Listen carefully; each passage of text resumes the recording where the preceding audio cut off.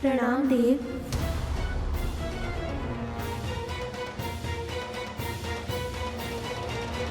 बिना अनुमति मेरे दरबार में घुसने का दुस्साहस। सूर्यदेव, जो अधिकार आपकी उष्मा का समुद्र के जल पर होता है, जो अधिकार बादलों से बरसते हुए जल का पृथ्वी की मिट्टी पर होता है, वही अधिकार एक प्रेयसी का उसकी प्रेमी पर भी होता है। मैं देवी छाया और आपका पुत्र शनि हूँ, और आज यहाँ अपनी माँ को इनका अधिकार दिलाने आया हूँ। उतना ही अधिकार जितना माता संज्ञा का है, इस सूर्यलोक पर और आप पर।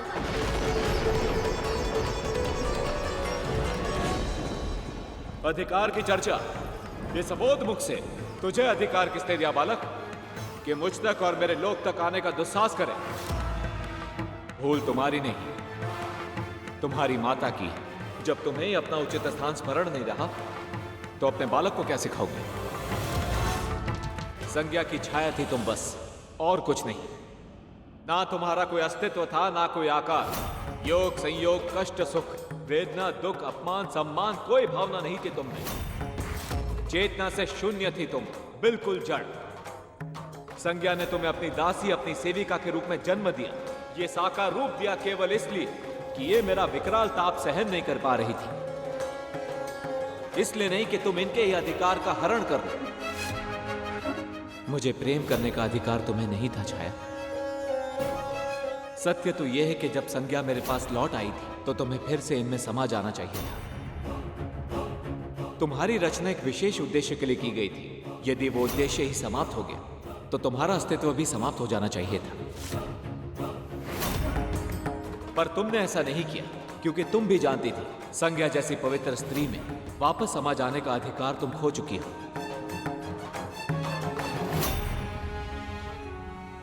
एक स्त्री की सबसे अमूल्य धरोहर, उसका चरित्र ही खो दिया है तुमने। एक स्त्री की सबसे अमूल्य धरोहर, उसका चरित्र ही खो दिया है तुमने। कैसे छाया, कैसे एक पर पुरुष के साथ संबंध बना पाई तुम? कैसे उस पुरुष की सैया सुसज्जित कर पाई जिस पर तुम्हारा कोई अधिकार ही नहीं? इस संपूर्ण सृष्टि में स्त्री के लिए जो सबसे बड़ा पाप है, वो पाप किया है तुमने।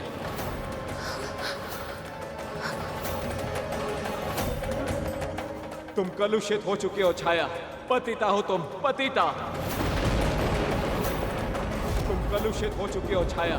पतिता हो तुम, पतिता।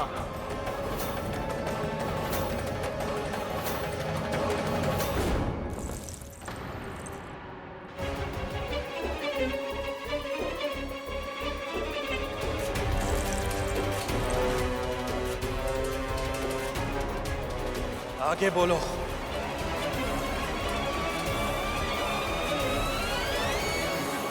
अपनी आंखों के सामने अपनी मां का अपमान होते देखना, उन्हें उपहास का पात्र बनते देखना एक पुत्र के हृदय को छल्ली कर देता है। उस समय जो अग्नि उस पुत्र के हृदय में धधकती है, उसका ताप सूर्य के तेज से भी अधिक होता है। यह उस दिन आपने प्रमाणित किया था शनिदेव।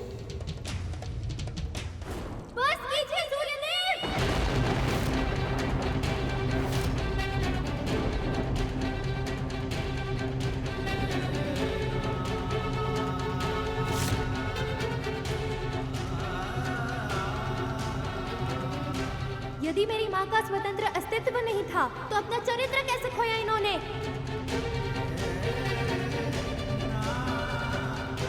आप प्रकाश के देव हैं, फिर भी एक स्त्री के आंतरिक प्रकाश को पहचान नहीं पाए। अब मैं बताता हूँ सत्य। सत्य ये है कि जिस क्षण से माता संज्ञा ने अपनी छाया से अलग करके साकार रूप दिया, उसी क्षण से मेरी माँ अपने स्वतंत्र अस्तित्व की स्वामिनी बन गई। तन, मन और आत्मा सब स्वतंत्र था इनका।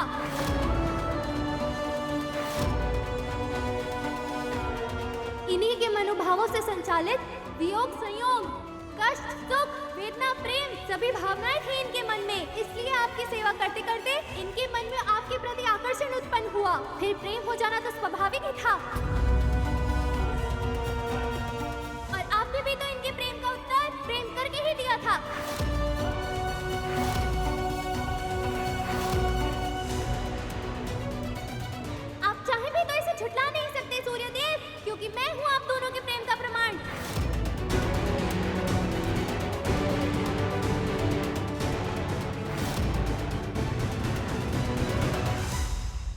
प्रेम नहीं किया है तुम्हारी माँ ने, छल किया है।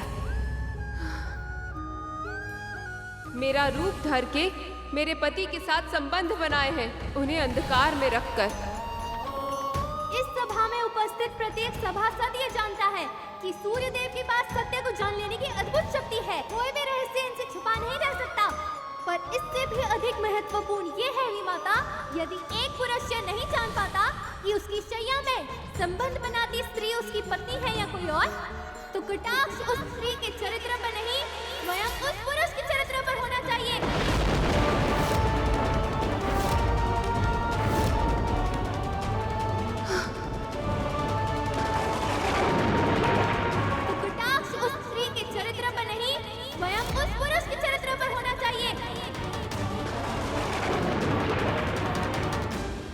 ऐसे दुर्वचन कहने वाला मूड मेरा पुत्र नहीं हो सकता। ना इसका रंग रूप मुझसे मिलता है, ना कोई गुण, न जाने किसके साथ अवैध संबंधों का परिणाम है ये बात। न जाने किसके साथ अवैध संबंधों का परिणाम है ये बात। पर इतना स्पष्ट है कि ये बुद्धिहीन और तेजहीन है। मेरा पुत्र नहीं है ये, मेरा पुत्र नहीं है ये, मेरा पुत्र नहीं है ये।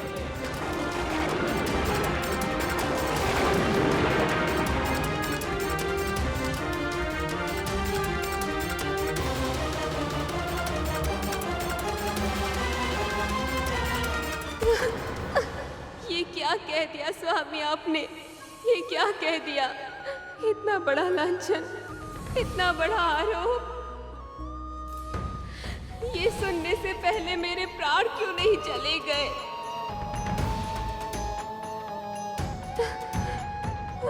माँ, माँ, नहीं माँ, आप मत रोइए।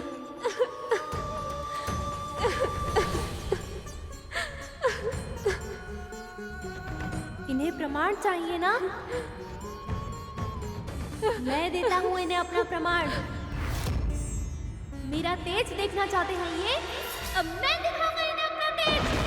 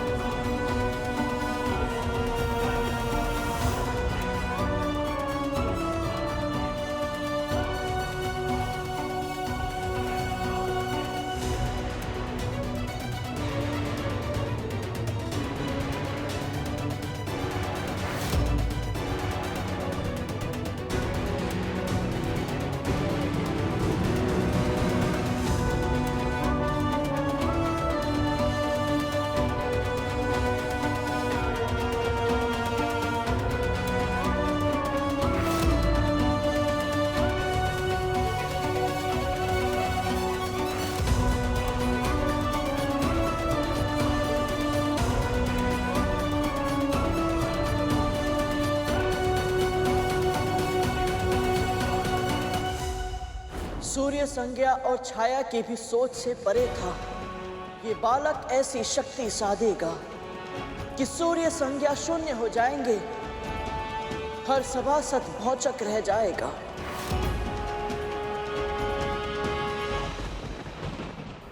धूमल, यदि शनिदेव सच में इतने शक्तिशाली हैं कि सूर्य देव भी इनके सामने तेजहीन हो गए, तो फिर हम इनकी वक्र दृष्टि से कैसे बच पाएंगे?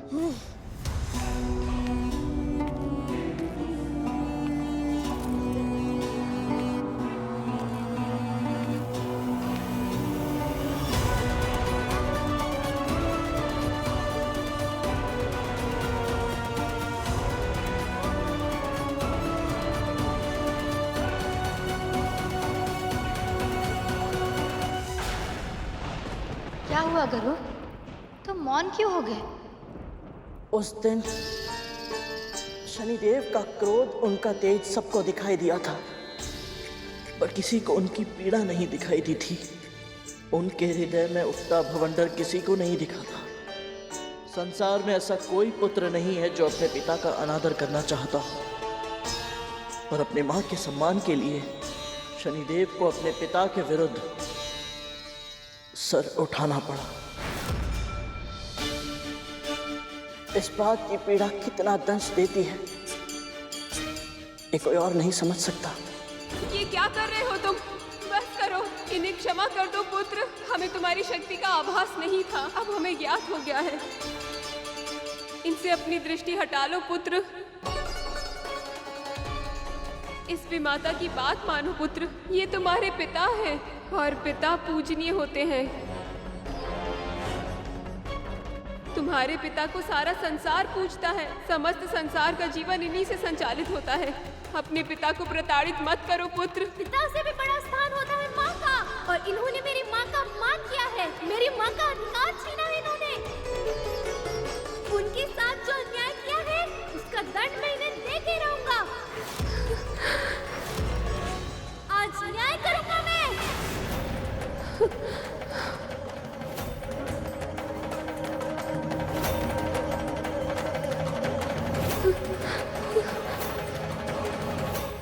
कर शनि।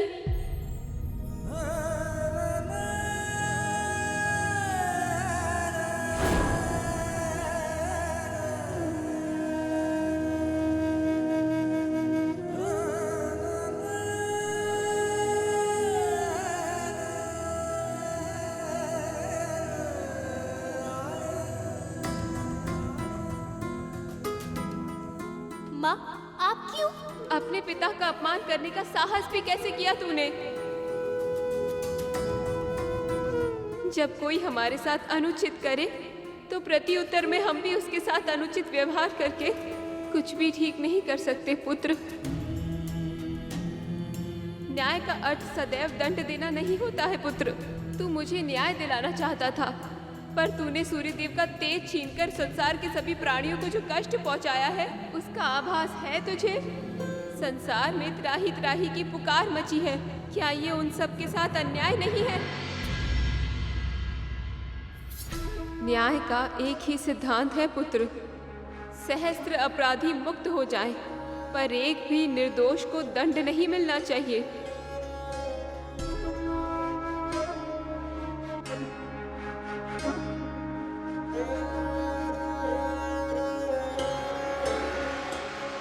मुझसे बहुत बड़ी भूल हो गई माँ, मुझे क्षमा। क्षमा मुझसे नहीं, अपने पिता से मांग।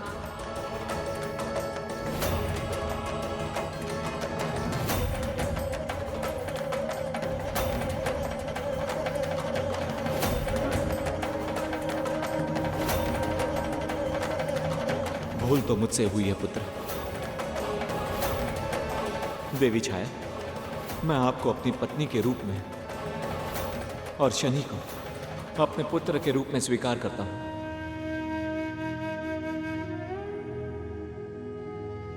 मैं आपको वो सारे अधिकार प्रदान करता हूं जो देवी संज्ञा को प्राप्त हैं। छाया, मेरी बहन, मेरे अपमान भरे व्यवहार को भुलाना तुम्हारे लिए असंभव है, लेकिन फिर भी हो सके तो मुझे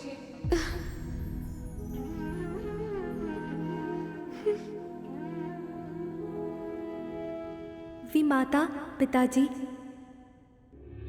अब मुझे जाने की आज्ञा दीजिए। तुम अभी अभी तो मिले हो पुत्र, इतने शीघ्र कहाँ जाओगे? मैं तपस्या करना चाहता हूँ पिताजी, ताकि अपनी शक्तियों का प्रयोग मैं संसार के कल्याण के लिए कर पाऊँ, एक ऐसा पुत्र बन पाऊँ जिस पर आपको और मेरी दोनों माताओं को गर्व हो।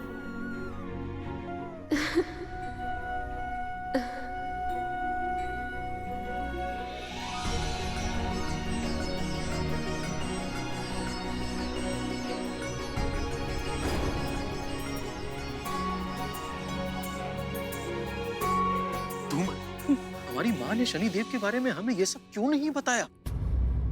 वो तो सदैव हमें इनसे सावधान रहने के लिए कहती रही। माँ सही ही कहती थी, सावधान तो अभी भी रहना होगा इनसे, नहीं तो कहीं हम भी भूत नंदी की तरह आहत हो गए तो।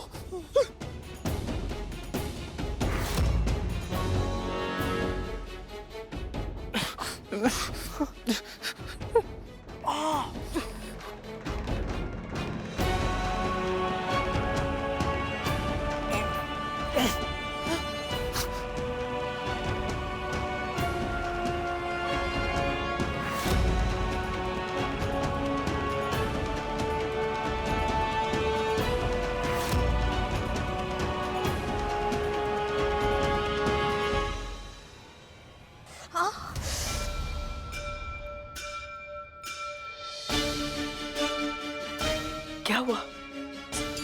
मेरी अस्थि में अचानक बहुत तीव्र पीड़ा हुई। अस्थि में पीड़ा तो शनि के प्रकोप के कारण होती है।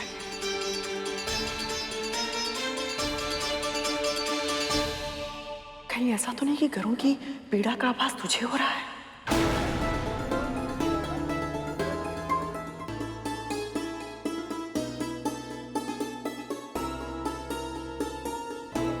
पता नहीं दीदी, मैं बस इतना जानती हूँ, यदि हमारा संदेश सत्य है और हमारे पुत्र शनि ग्रह पर ही है, तो हमें बिना भयभीत हुए शनिदेव की पूजा की तैयारी करनी चाहिए। यदि इसका आभास इतना दृढ़ है तो अवश्य ही मेरे पुत्र गरुड़ के साथ शनिदेव के समक्ष होंगे। हमें उड़द दाल, काले तिल, नीलम, काली गाय और भैंस का दान किसी निर्धन ब्राह्मण को करना चाहिए। पूरे हृदय से उन्हें भोजन कराना चाहिए और श्वान को दही चावल भी खिलाने चाहिए।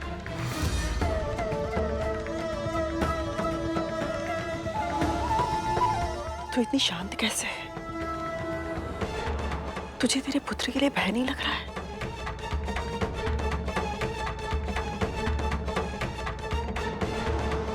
यदि शनिदेव मेरे पुत्र को कोई कष्ट देते हैं तो वो उसके कर्मों का ही फल होगा। जब मुझे आभास हुआ था कि मेरा पुत्र अपना मार्ग भटककर सूर्यलोक के स्थान पर शनि ग्रह पर पहुंच गया है, तो ये सत्य है कि मैं विचलित हुई थी। पर शनि के प्रकोप से स्वयं महादेव को भी वृक्ष के कोटर में छुपना पड़ा था। तो मेरा और आपका भयभीत होना स्वाभाविक ही है।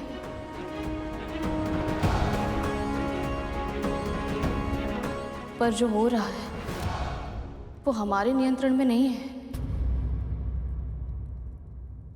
यदि गरुड़ वहां तक पहुंचा है तो इसमें भी श्री विष्णु की ही इच्छा होगी।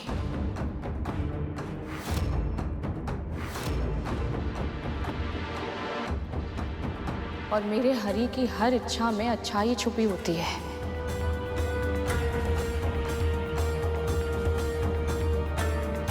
एक माँ होने के नाते मुझे अपने दिए हुए संस्कारों पर, अपने पालन पोषण पर पूरा विश्वास है। मेरे पुत्र ने ऐसा कोई कार्य नहीं किया होगा जिससे शनि देव को उसे दंड देना पड़े।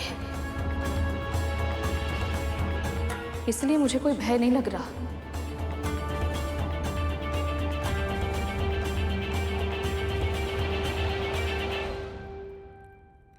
मुझे सूर्य पुष्प चाहिए और उसके लिए तुझे सूर्यलोक जाना होगा।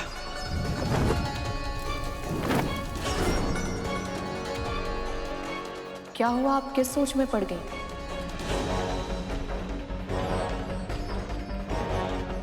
तुझे तो बहुत सारी तैयारियां करनी थी ना। स्मरण रहे, कोई भी भूल नहीं होनी चाहिए। यदि तेरे या तेरे पुत्र के कारण मेरे पुत्रों का हित हुआ तो परिणाम अच्छा नहीं होगा।